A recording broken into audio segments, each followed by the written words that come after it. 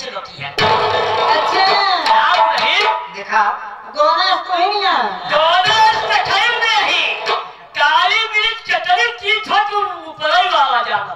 लेकिन हाँ देखिए हाँ आई हुई प्यारी प्यारी जनता को हाँ मैं एक प्यारी सी गल देना चाहती हूँ।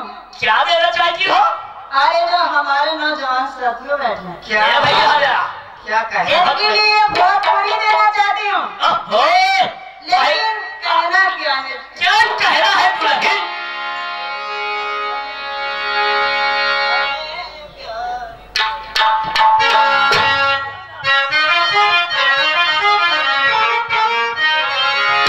ये दीदी लेकिन क्या बताई ना सही कहा थी ये बेदर्द जमाने में प्यार करना नहीं चाहिए।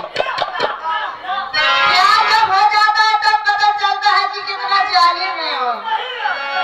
लेकिन कहना क्या है क्या खबर थी हमें प्यार करके